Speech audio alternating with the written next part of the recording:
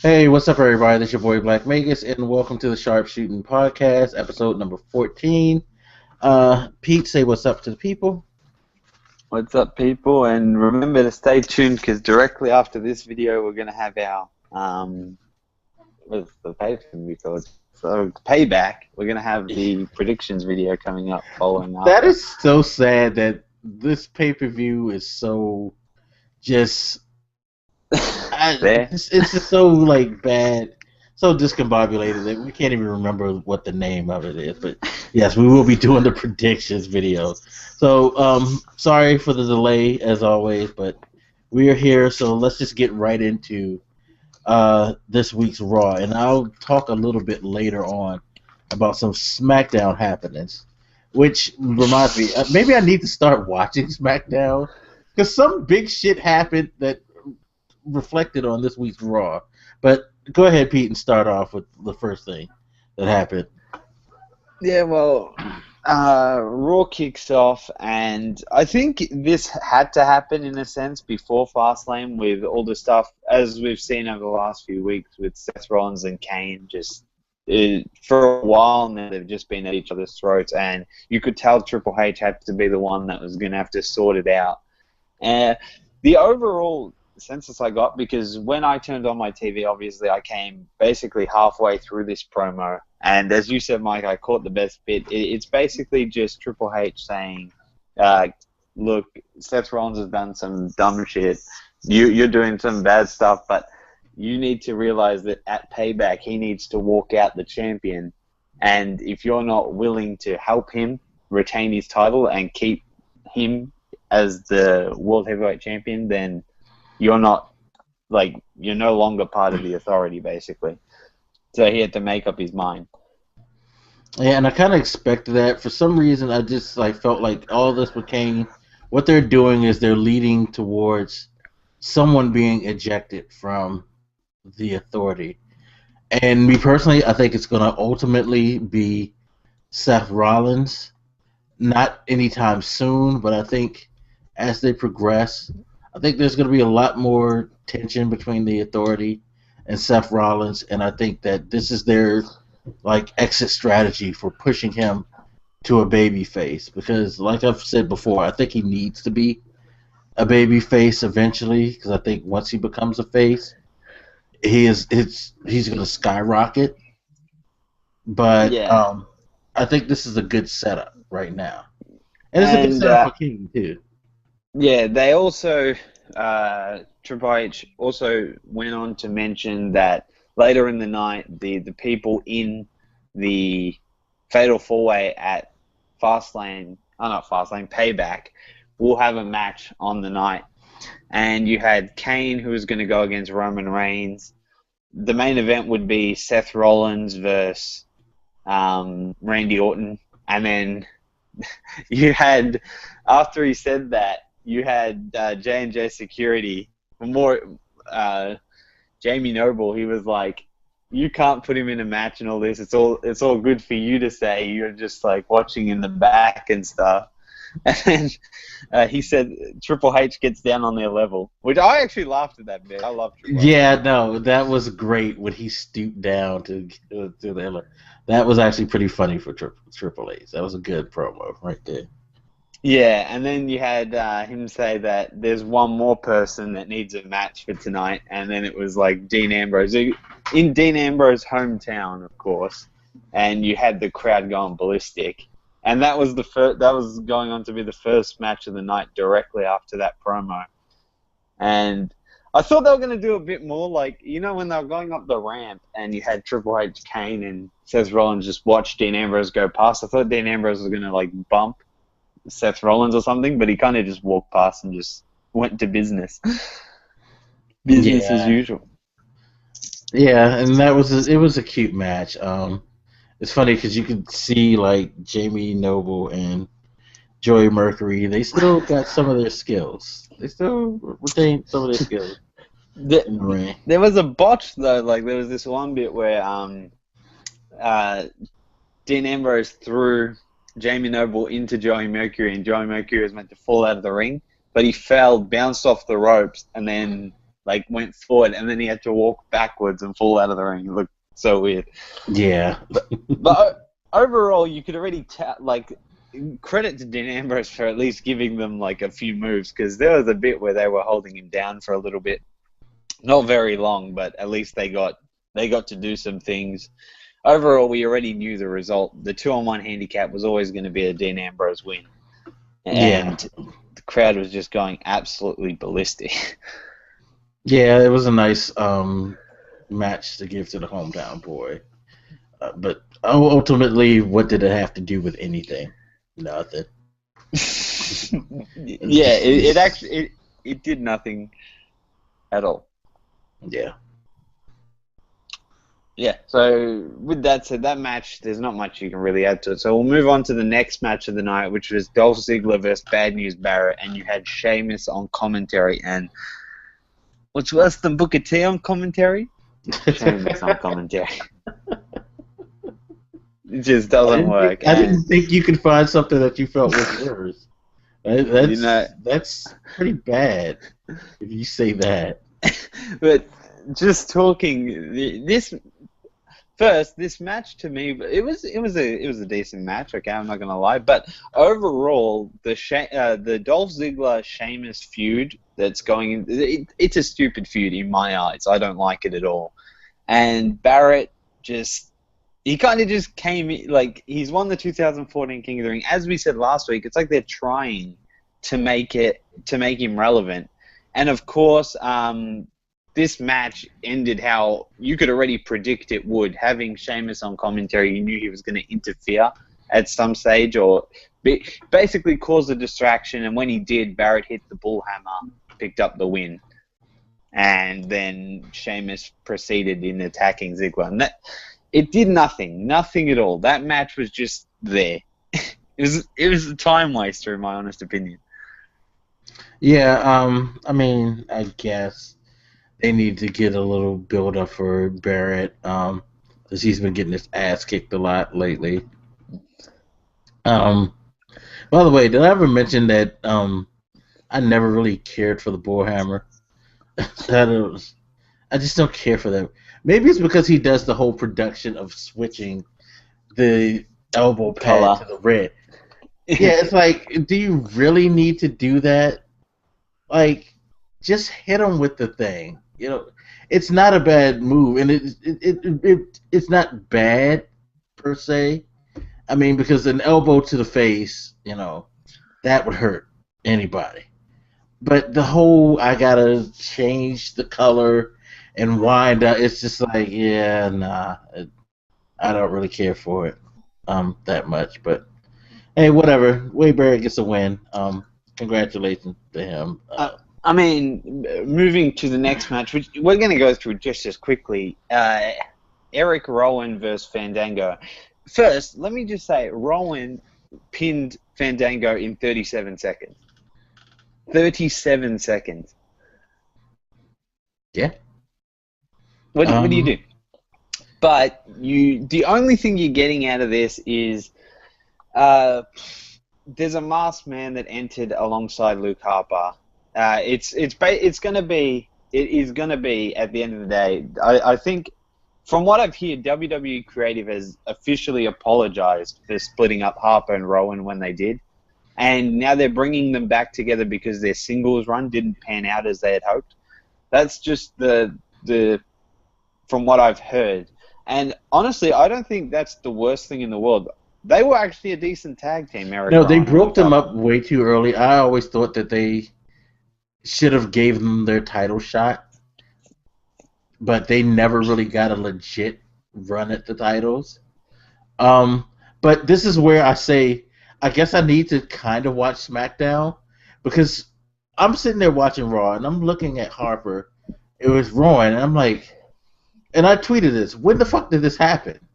Like, I was clueless. And then I found out, oh, they had got back together on SmackDown. Okay. So I guess SmackDown does have some value. Yeah, I think they're trying to get it back to a point where people want to watch it. So things start happening on SmackDown that makes you have to go and watch SmackDown. Yeah, I guess. Yeah. I'm not watching SmackDown. I'm sorry. I just can't. But let me just say, now that you know that the creative team is going back with Eric Rowan and Luke Harper going to be a tag team, the tag team division is starting to bulk up a little bit and a little bit more. Obviously you have the New Day, god damn it, Cesaro and Tyson Kidd, the Usos, the Lucha Dragons. If they could find something to do with the damn Ascension, I the mean, tag clearly team they division. found a reason of something for them to do, and that's to job them out. But we'll get to that later. But regardless, this match just so short. Like Fandango is basically at the point where I don't know what they're doing with him, to be perfectly honest. Sometimes he wins, sometimes he loses, but no matter what he does, nothing ever happens. Yeah, basically that's. So we're gonna move on to probably see this match for me was actually my favorite match of the night, and I was pretty disappointed with the ending. But the next match we're going to talk about is, of course, John Cena's United States Championship Open Challenge, as he does every week. You know he's not going to lose it because he's booked in to fight Rusev at Payback, which is always the funny thing. He's always booked in so early to fight at a pay-per-view that all these open challenges you already know he's not going to Yeah, lose. it just makes the whole situation anticlimactic because every pay-per-view, as soon as WrestleMania ended, we knew they were going to fight at Extreme Rules. As soon as Extreme Rules ended, we knew they were going to fight at Payback. So all of these open challenges aren't exciting, except for some of the ring action. Yeah, and Ultimately, you know he's not going to lose. that was the case with this match. They showed the recap of Sami Zayn's debut last week against John Cena, which again was amazing moments. You knew Sami Zayn was never going to pin John Cena, but seeing him fight was good. And then Cena, he did his usual. He talked for a bit, and he's basically, you can tell Cena's really trying to work the United States Championship, telling people that it's a great title, it's the Championship of America and stuff. So you can best believe when he loses that belt to whoever he loses it to, it's going to be massive. Like, whoever wins that belt, and hopefully they give it to the right person, that belt is going to be just on fire. And this week you had Adrian Neville, and Neville has just, since coming to the WWE, actually, even in his NXT days, regardless, he's just been crazy. Like, just in-ring He is ability. a fucking god right now to the crowd. People love seeing him. Yeah, and the match had basically everything. Attitude adjustments. At the end, he even did the red arrow. And that hurt. You know, when when Cena got kicked and then he was like dizzy, and then he picks up Neville for the attitude adjustment and just slams him down. I thought that was it. Neville kicked out, and I was just like, oh, damn it. But, yeah, as I just said, late in the fight, Neville delivered the red arrow. I actually thought for a second Cena might lose, but then Rusev hit the ring, of course, attacked the challenger, so Neville ended up winning, but by disqualification, so Cena retains the title. And, yeah, from there, he just beat the crap out of Cena and put him in the accolade. Yeah. Yeah. I mean, I guess it was cool. I just wish they wouldn't have let Neville hit the red arrow. I mean, it was nice to see him because, again, we both know this because the pay-per-view's been booked. He's not losing this match. That being said, it makes it even more frustrating to see someone like Adrian Neville get to the point where, I mean, most of the other people, they never got to that point where you really could have thought they had a shot at winning. They basically, what they did with Neville was, he got her naked, he got like a couple of fingers inside, he got naked, he put on his condom, and then she said, I gotta go to work in the morning. I'll see you later. That's what they did to him. That's exactly what they did to Adrian Neville right there. And it's like, that's just stupid. We all know that this is a farce. don't take it that far. It made no sense to do that. That was disrespectful to Adrian Neville, I thought. But Yeah, no, that's true. And I guess coming the opposite end of the thing I want to talk about from this match is that John Cena Rusev at the beginning, that was 3 months ago you're talking now. It was one of the hottest storylines going into the pay-per-view. Just you couldn't wait for them to clash and stuff. But now I honestly can't wait until after this week. Hopefully after Cena wins, that ends the feud and that's it. Because I kind of want Rusev to win though. Because if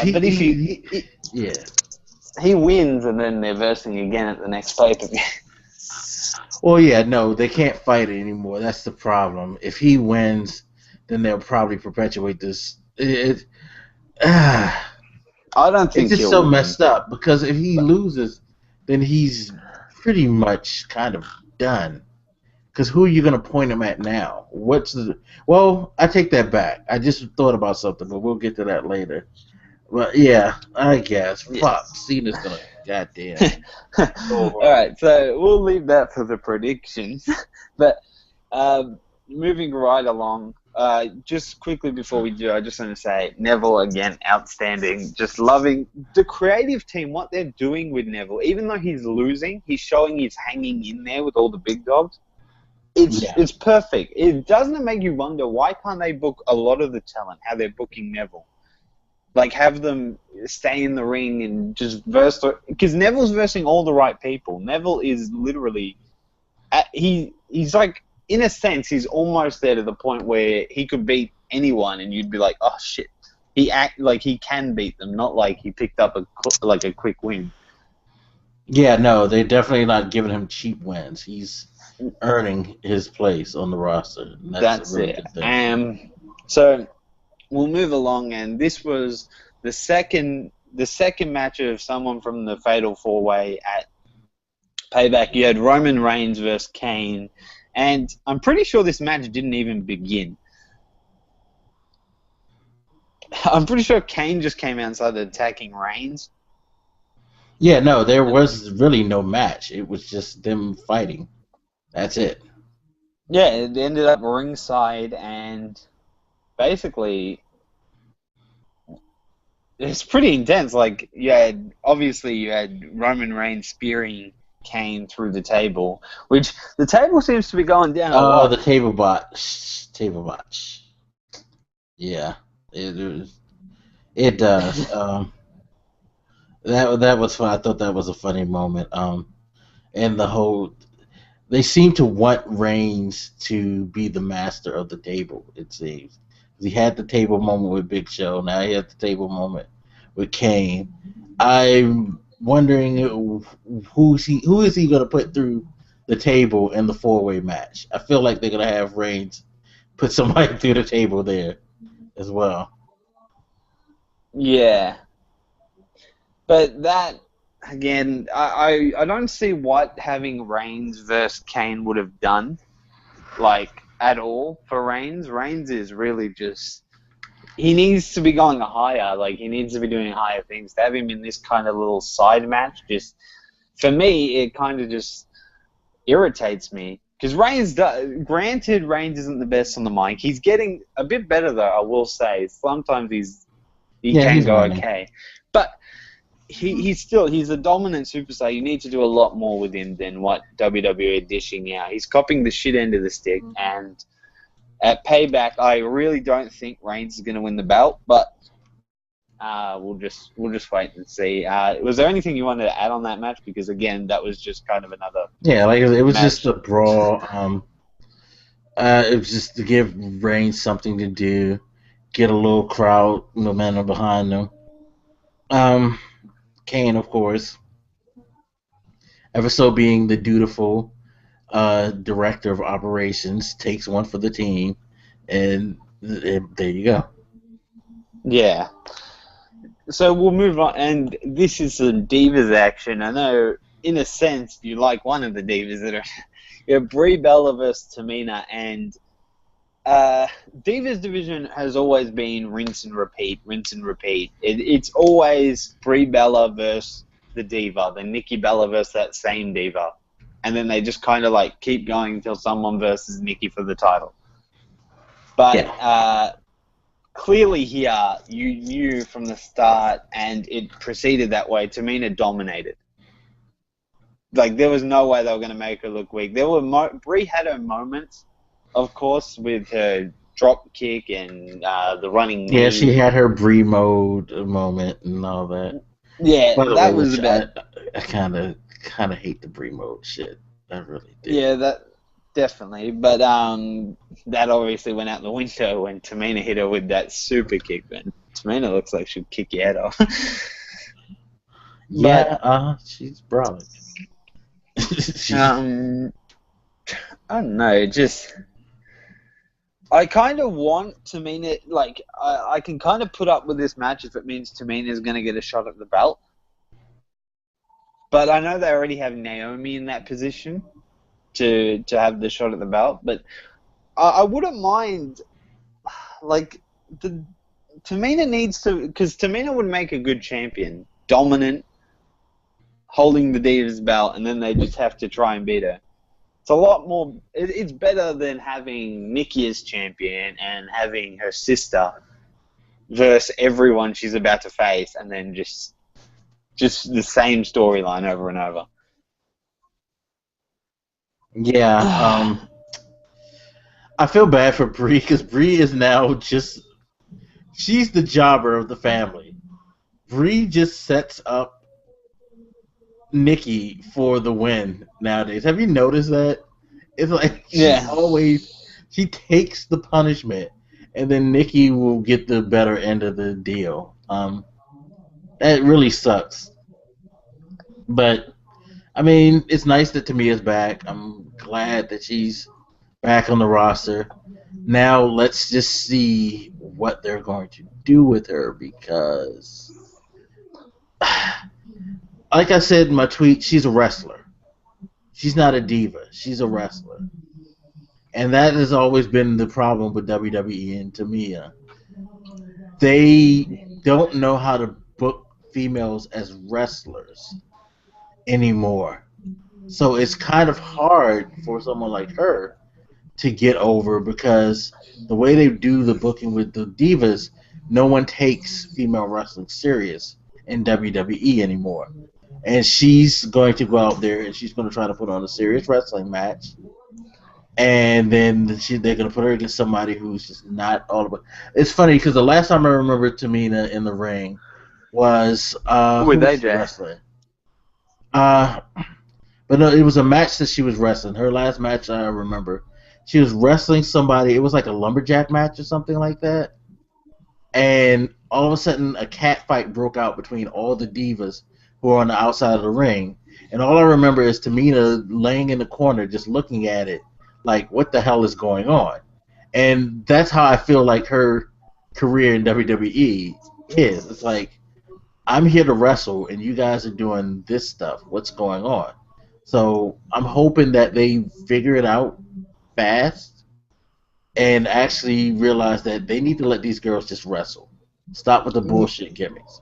It's so true, but as we say, I'm telling you, anyone who watches this podcast weekly will know that we say every week we have issues with the Divas division, and there's so much potential there. Think about it. You got Natalya can put on a hell of a match. You got Naomi, obviously she's got her talent. You got Tamina, she's back. You have Paige, if she wants to return from making that stupid movie. You have Nikki Bella, as bad as stale as a championship reign has got, she's still a decent diva. Like, she's still decent. She's watchable. Brie, if you let Brie do a few more things than a drop kick and a knee before she gets her ass kicked, maybe you'll get something out of her. You can bring Charlotte up. You can bring... Charlotte's ready to come up. Like, the only thing I feel that they're worried about is maybe that there's not enough divas to replace on the on NXT, but that doesn't matter because you could bring people like that's Summer bullshit Rae because down. and they have other people in development that they haven't brought up yet. So there's always someone that they can bring up from the training center and start to put them in NXT matches. So no, that would be bullshit if that's their reasoning right there. Bottom line is Charlotte's gonna come up and Charlotte's gonna be a wrestler. That's And it.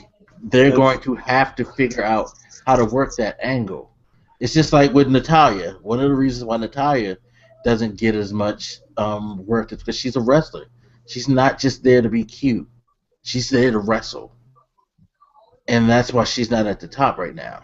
And it's frustrating. The Divas, that fucking TV show dictates what goes on in the Divas division, and it's ridiculous. Totally ridiculous.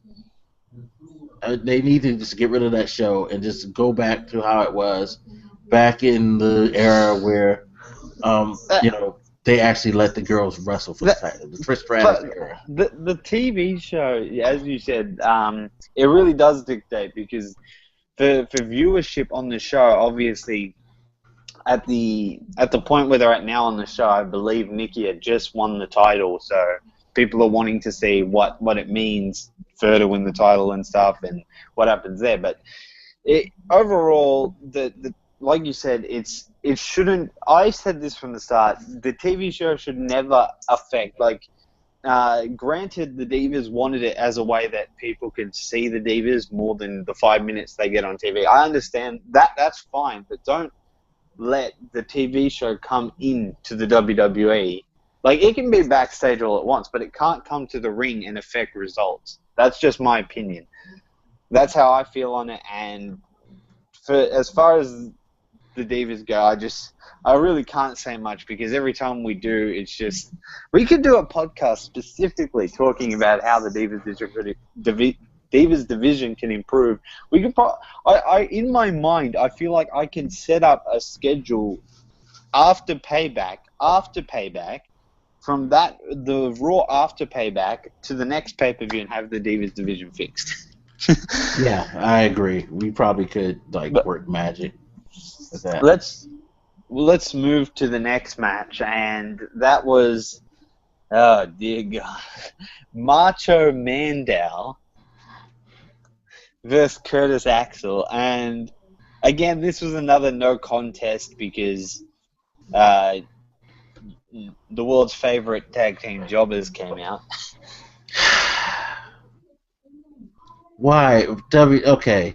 So, remember when I was happy that they finally got Damien Sandow away from The Miz? I was like, yes, now they're going to try to establish him on his own, and hopefully he can get a push from WWE. I guess I was wrong, because what they did was they took him from being a gimmick wrestler who mimicked someone else to now just being a full-time mimic. He's just going to mimic different people. Now, it can work because I've seen it work with other people. I don't know if you ever watched TNA, but do you remember when Jay Lethal was on TNA? And he used to call himself the Black Machismo. No, I don't think I've seen that. Okay, so he used to do this thing where he kind of did what Sandow's doing, where he would mimic some of his favorite wrestlers. And one of his favorite wrestler was Macho Man. So he did it like extra serious. He had the Macho Man tights, he had the head bandana, all of that, and he called himself the Black Machismo. And it was fucking great. Now, that's where I say this could work for Sandow. But I just feel like they're just going to peg this dude as just a clown. Whereas with the Jay Lethal thing, he still was Jay Lethal, but he wore the stuff kind of like as in honor of the Macho Man, really. It was he didn't carry it as far as Sandow does. Sandow gets extra silly with it. And I feel like Jay Lethal didn't. This for me is just instead of using you can obviously tell Sandow's over with the crowd right now, and instead of him being like instead of him being taken not too seriously, obviously people want to see him be a bit silly, but have him push a bit towards something, anything other than just being an absolute joke each and every week. And this match, not even a match, I'm sick of saying that in WWE, not even a match. It seems to be the trend, but it just makes no sense. And why have the Ascension come out? Like, I know it's meant to set up their thing for the pre-show on the kickoff show for Payback, but Jesus Christ.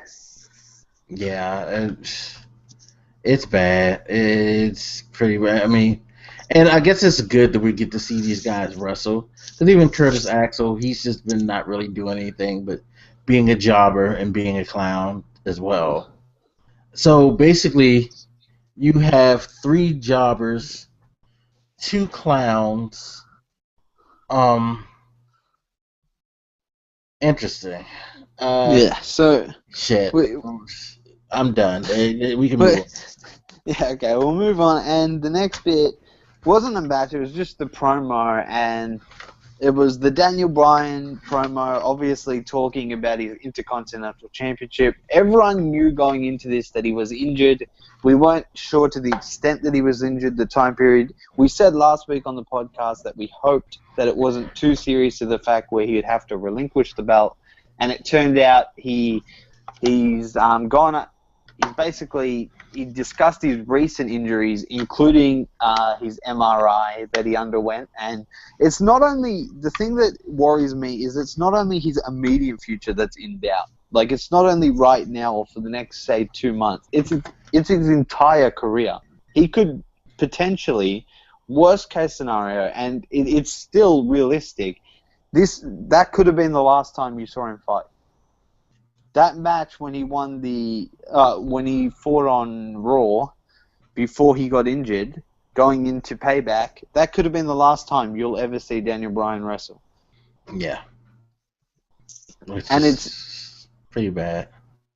It is, and I thought it was, the promo was so well, like how Bryan talked, it was so well, because it was just, I felt like it was from the heart, there was no scripting behind it.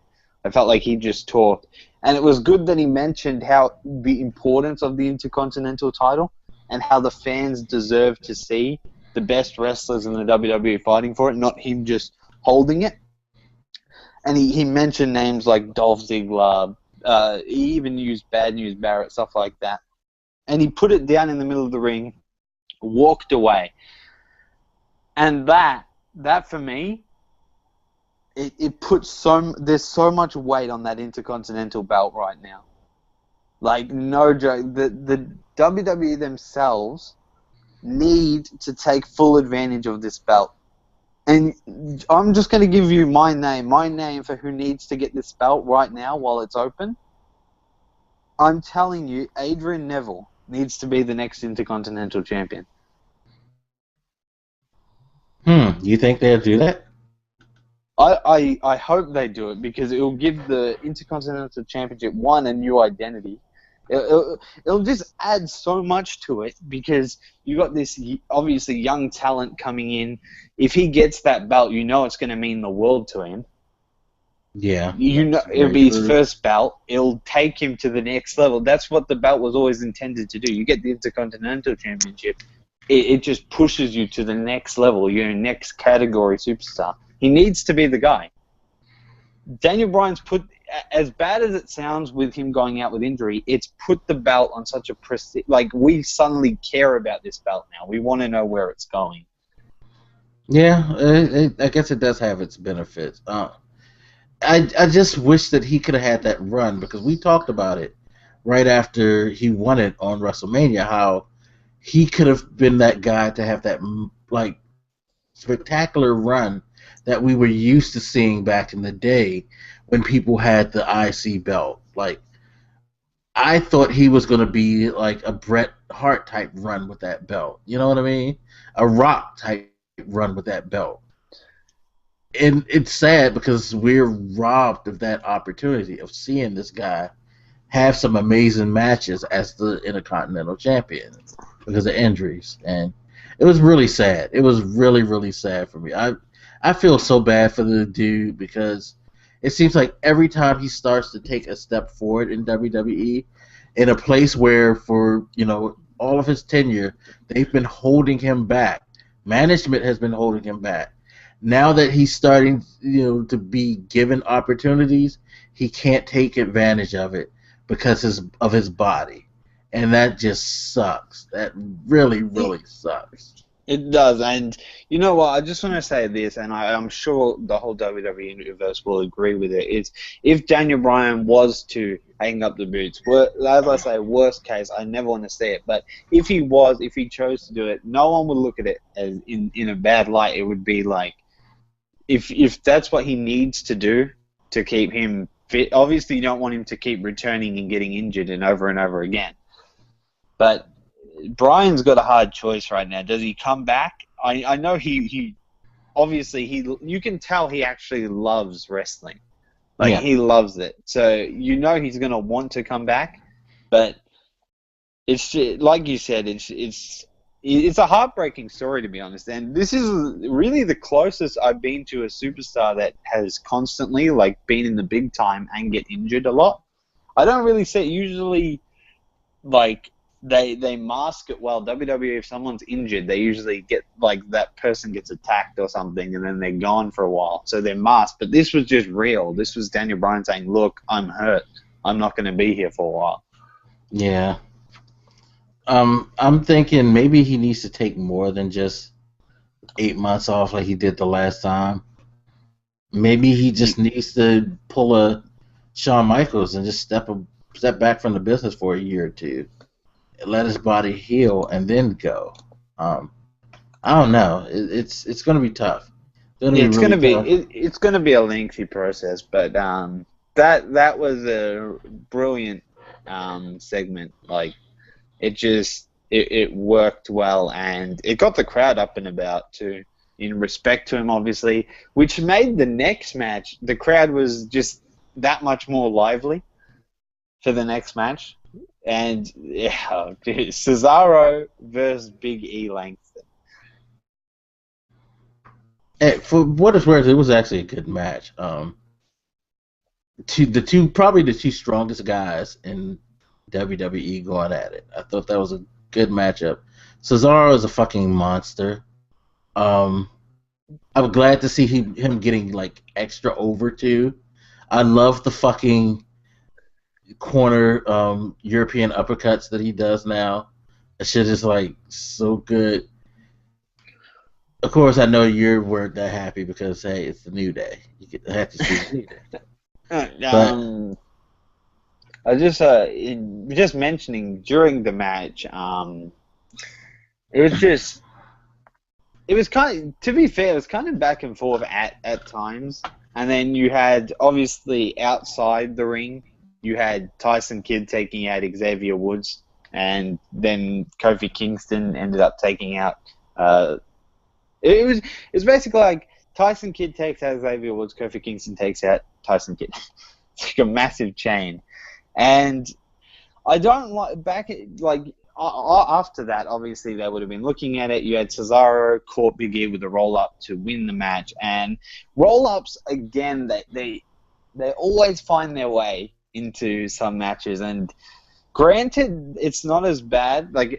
It's not as bad now simply because this week we had 2 no matches and a roll up. There's been weeks where we've had 4 roll ups of the 7 matches. Yeah, I don't know why WWE likes roll ups so much. Clean wins it wouldn't have been bad to give him a clean win over. Cesaro can beat someone like Big E. It's not like it was a Dolph Ziggler in the ring with Big E who could just bully him around the ring, and he has to find a way to win. You know what I mean? Cesaro is bigger. Technically, Cesaro is bigger than Big E. Big E is massive in build, but he's not as tall as Cesaro. And Cesaro's ripped himself. Cesaro could flat out beat. He doesn't need to roll Big E up. Yeah, that's the thing. I feel roll ups are in my opinion, they should be used as a last resort for the in the match. The way I see it, the roll up should have always been the move if it's an underdog. Like if it's like an underdog facing a massive superstar and he picks up that surprise pinfall, that's when it should be used. It should always be used as a surprise pinfall. It shouldn't be used just for the sake of getting the 3 count. But like you said, this is a decent match for all it's worth. Really, we'll take it. And like you said, it's good to see Cesaro getting into the ring and having a singles contest. But we'll move right along because we're closing to the end of Raw now, and you had the Bray Wyatt promo. Why is he fighting Ryback? That's the only thing I got out of that. I mean, I love Bray Wyatt, but it's just like, why are you fighting Ryback? Why? To be fair, though, Bray Wyatt is... obviously, this was going to be another great promo. Wyatt has the ability to make you care about nearly any match. I think he's at that point now, but the build-up to the match at Payback is solid, but I don't know. Like you said, I can't see the reason why Bray Wyatt has to fight Ryback.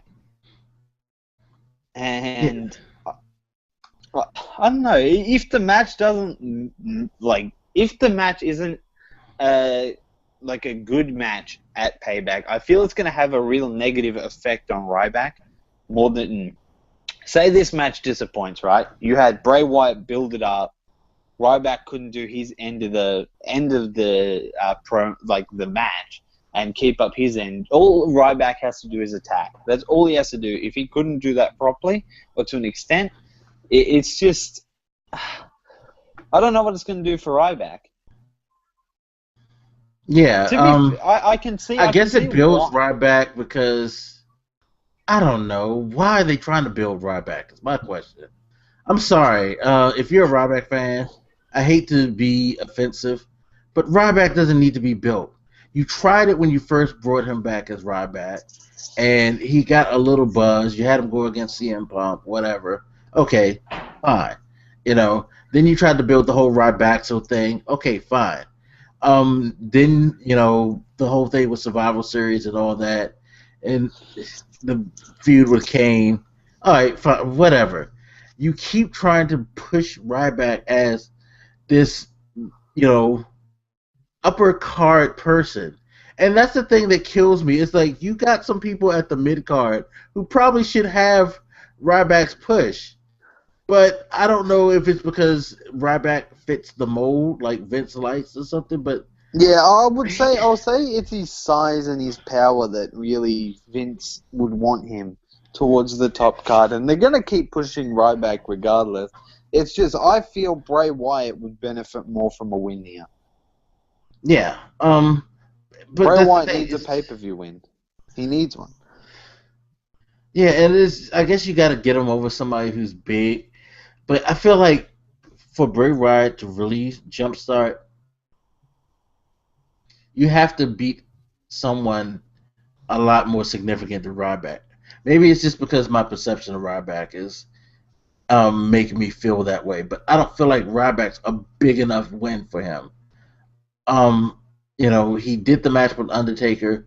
To follow this up with a match against someone like Ryback, it just don't feel.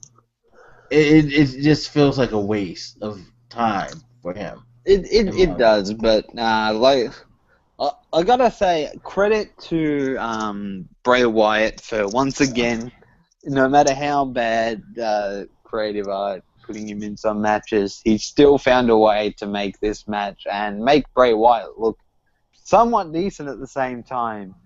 And like I said, I'll leave it for the predictions as far as my result, but I think we all get an overall census. We'll wrap up Raw here because the final match was the main event that we're going to discuss, and that's Randy Orton versus Seth Rollins, which the sting out of these matches, the Randy Orton Seth Rollins, have really kind of died down as far as I go. Not saying they don't Yeah. have good matches. Not saying they don't have good matches.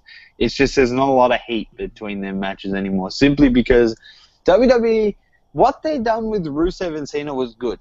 Okay, that like they didn't fight on Raw and SmackDown. They had their obvious attacks, but they saved the match for the pay-per-view. What they do with Seth Rollins and Randy Orton is they verse like every week. Or they're in some sort of match, whether it be a tag team match together, a 6-man tag team match, a one-on-one, it doesn't matter. They just find ways to basically get there. And this match was to DQ. Again, I think I've said it on the podcast 1,000 times that I hate matches that end in DQ. They do it too much. That's the problem. They do things that you would see now and then that would come out of nowhere on the regular now. Like you said, the roll up, the DQ, the no start. The no start. Yeah. You'll see all of them on one show, and that's lame. That's really lame. It's not. There's no wow factor to it anymore. It's not. I don't know. WWE. Like, the only good thing out of this match, like, during the time it was actually in, before the DQ, was obviously you could tell that Randy and Seth had fought a lot, simply because they were reversing each other's moves and finding ways out, avoiding it, as you would, especially Seth Rollins, which, it shows that they do have some good chemistry in the ring.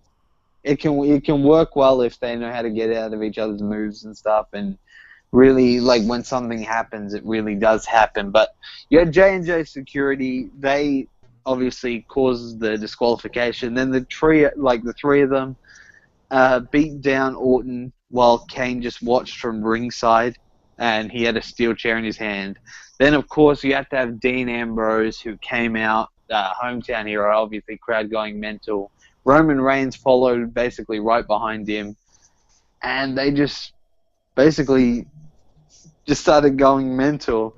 And yeah, I mean, you did have the moment where, like, Reigns took out Orton with the spear, as always, and then Ambrose responded with the dirty deeds. Again, it was a case of Ambrose being the last man standing. Yeah, and I feel like they did that just because they were in Cincinnati, because, not to be foreshadowing to the prediction show, but let's be fucking real. Dean Ambrose ain't walking out of that pay-per-view with the WWE Championship. Okay? Let me just say, like, for me, it really does put Ambrose in the prime position for this match. But I've said this from the start, and I'm going to say it now. Which of the three superstars will pin Dean Ambrose for that championship? Because he's getting pinned. Regardless of what anyone thinks, in my opinion, he's the one that's copping the pin. And that's bad, because he shouldn't be the one to get pinned. Take him out like you did in WrestleMania. Just take him out of the equation. Don't go have him be the guy to get gone over. Come on. But, that match, there could have been a bit more done in it, at least, in my opinion. But all in all, let's just leave it at this Raw, again, going into a pay-per-view, it's very weak in my eyes. Obviously, it built up the Fatal 4-Way, but the Fatal 4-Way itself it's been built up since they announced that Ambrose was going in. Like, there was no more you could really add to it.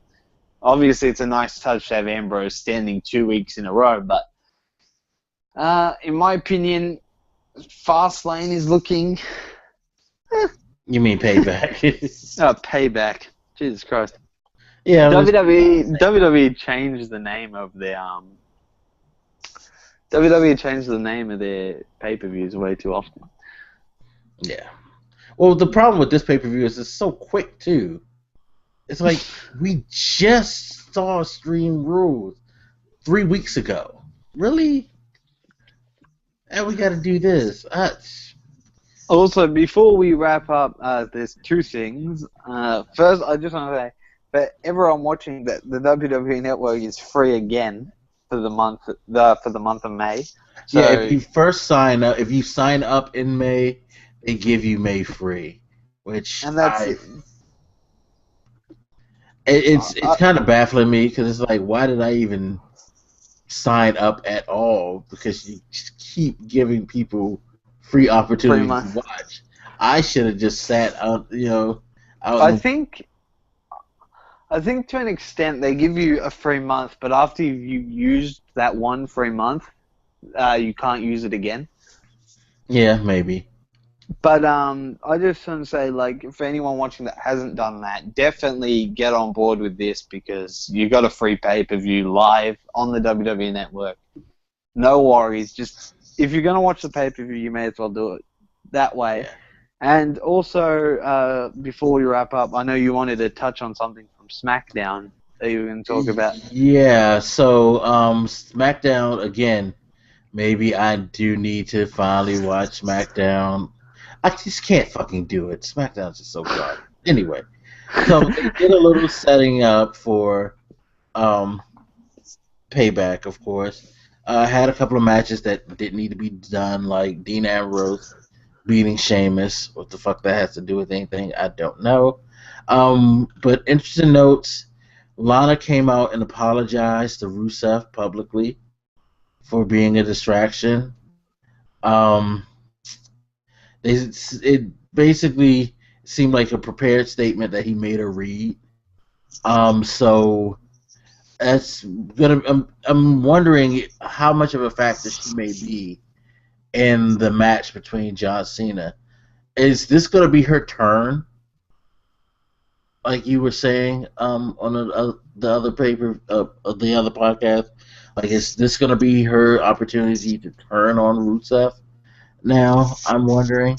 Well, she's gonna go face. So how in a way, it's just a question of how they get her in an angle where she'll help John Cena win at Payback if she does anything.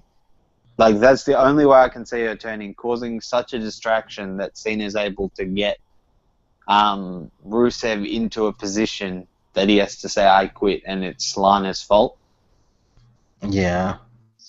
Or the angle I really see, the only one I can think of off the top of my head, is that Rusev asks Lana to get something,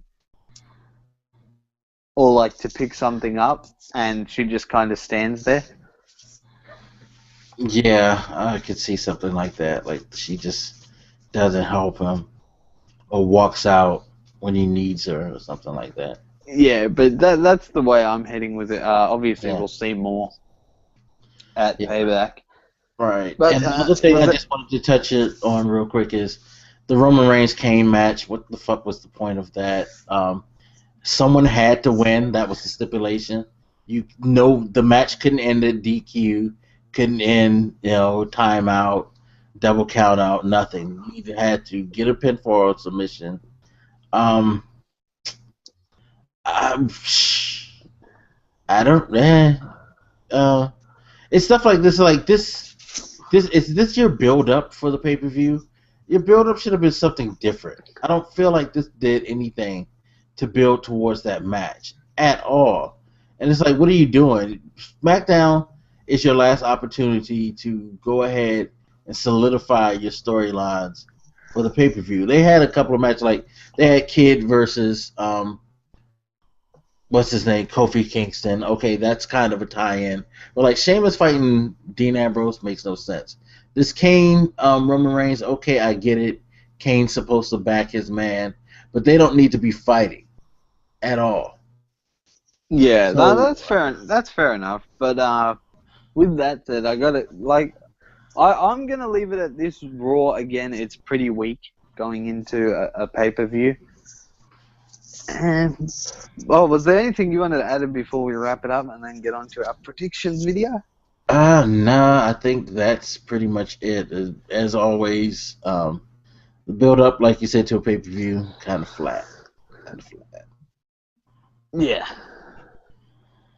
But yeah, that's pretty much it for this episode. Thank you guys for watching. We appreciate it. Pete, go ahead and bid everybody farewell for now, because we'll be back with another video soon.